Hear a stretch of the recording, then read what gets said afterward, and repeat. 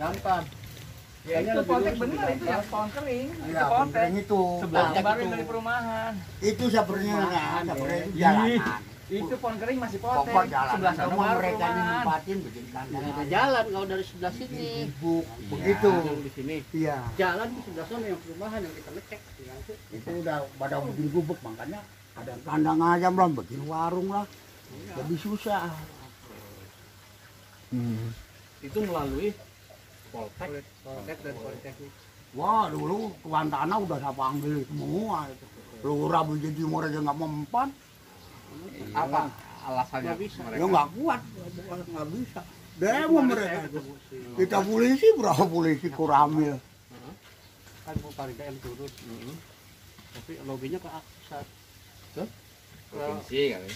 Ke pusat. Ya, orang yang atas harus dicolek. Maka lagi diusahain. Saya dengar kemarin katanya wali kota wakil Parida sama satu orang dinas itu mungkin menunggu hasil ini. Karena sih sudah ada warning, sudah ada apa? Sudah ada izin, cuma belum survei mungkin dari pihak politeknik sama ini. Mau pakai yang mana jalan? Karena dari sini supir nyerah. Nih. Lewat sini supir. Oh, alasan terbengkalainya SMA 14 apa nih, Sebetulnya dulu Pak? memang nggak bisa, Pak. Setahu saya nggak bisa lewat situ, lalu dari pihak si pengurus itu mencari alternatif ambil jalan ke arah Beijing. Lalu kita diminta untuk memberikan rekomendasi atas izin persetujuan masyarakat, kita kumpulin RT RW yang dilalui deal dan pihak pengurus supaya lokasi bisa. Tiba-tiba dia balik lidah, katanya sulit, nggak bisa. Gimana cerita? Supir nyerah supir. Iya. Yang dia buat kan Pasti hasil bohongan. survei. Iya, memang kalau dari situ udah karena iya, karena akses yang RW 2 sama RW 14 sudah. Kalau masyarakat emang nggak komplain. ada Ini truk lewat pengurus. perjanjiannya dengan pihak pengurus, kita dengan masyarakat, ada petugas yang dibayar jaga mobilitas kendaraan. Kita juga pakai. Ya jelas lah mobil mana buat ada petugas itu. Kalau udah ada yang jaga diatur nggak ada masalah. Saya lapor ke siapa nih? Gitu kan. Saya kan nggak mau sini.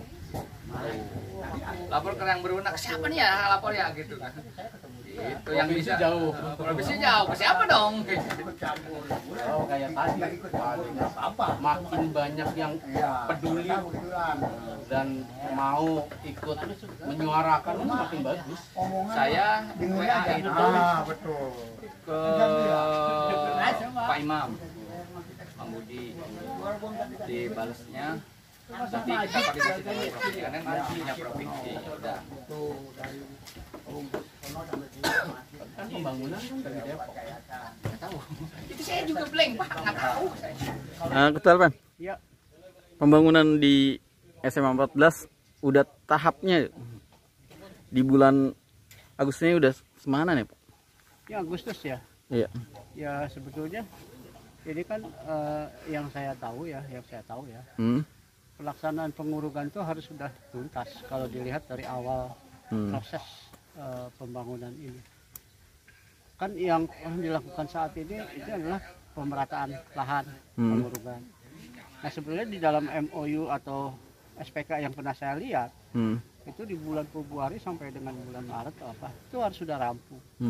Tapi entah apa kendalanya kita nggak tahu ya, saya nggak tahu. Ini terkatung-katung, sehingga saya sempat mempertanyakan, ini masalahnya di mana? Gitu. Saya coba cari tahu dengan pihak pengelola lahan, mungkin teman saya sendiri, Pak Nano, terus juga dari KCD, pihak sekolah. Ya ternyata kendalanya dari pihak pengurus, jadi nggak jalan. Gitu. Saya tidak tahu. Terbengkalai jadi ini.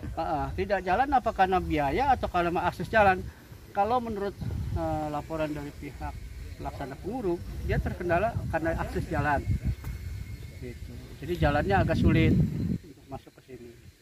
Nah sekarang ini yang saya dengar sedang diupayakan untuk minta akses jalan ke Politeknik atau ke UI.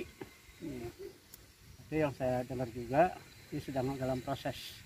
Kita belum tahu jawabannya apakah boleh atau tidak. Karena yang saya dengar tuh dari pihak KCD sekolah, pelaksanaan pembangunannya itu di 2022 harus sudah dibangun. Nah itu yang sebatas saya tahu ya.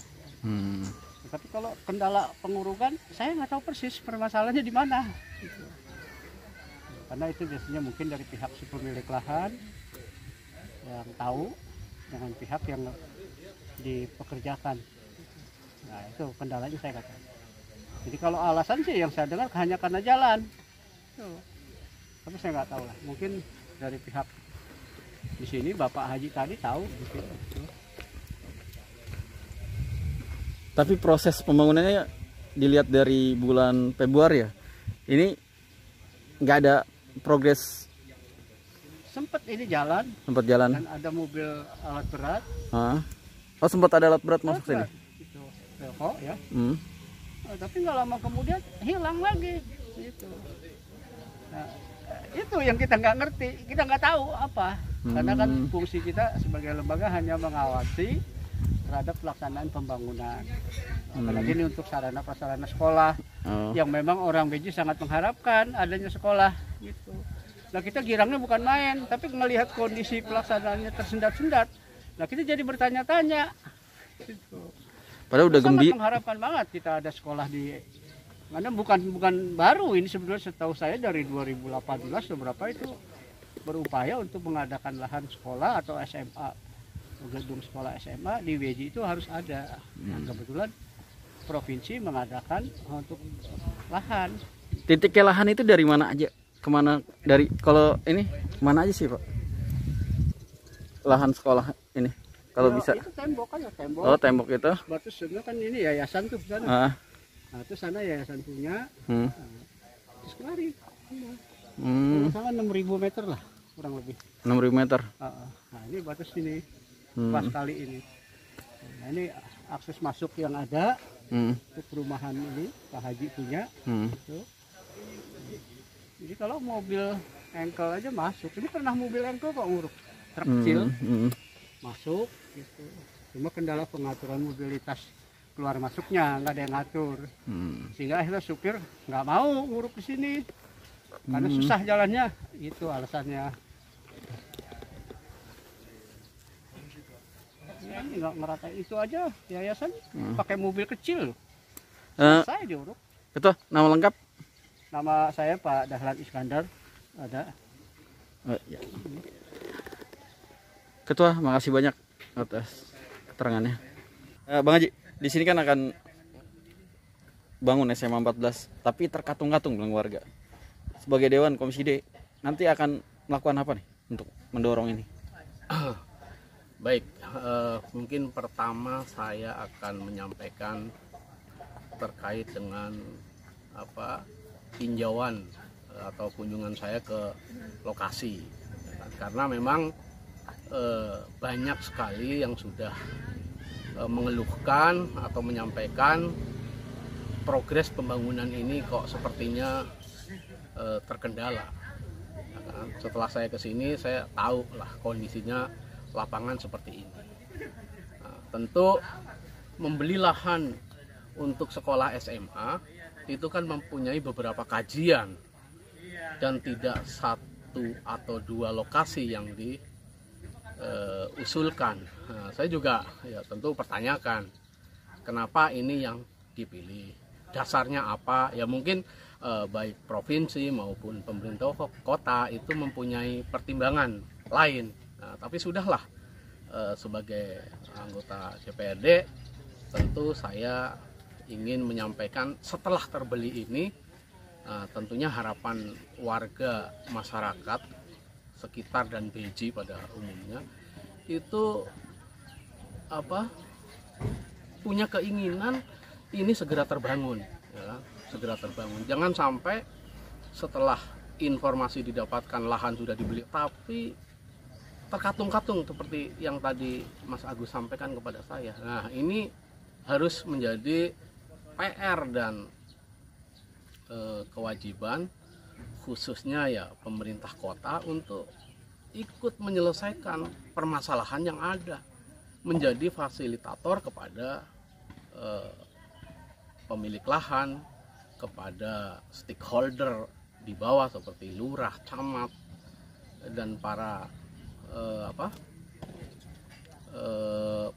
pelaku pengerjaan proyek supaya segera diberi keleluasaan untuk segera terbangun itu Mas Agus. Pemerintah kota harusnya ini dengan segera melakukan action. Nah, ini jangan sampai tertunda. Berarti kalau tertunda ya apa yang didorong oleh pemerintah kota sehingga pembangunan ini bisa terwujud, ya kan? Apa yang menjadi kerja pemerintah kota untuk membangun SMA 14 bisa terwujud gitu. Ya, itu yang kita sebetulnya lagi tunggu-tunggu. Karena ini masuk ke saya mungkin belum ke yang lain, itu sudah banyak yang mengeluhkan tertundanya pembangunan di SMA 14. Itu Mas Hendra. Ya. Bang Haji makasih banyak atas waktunya. Sama-sama.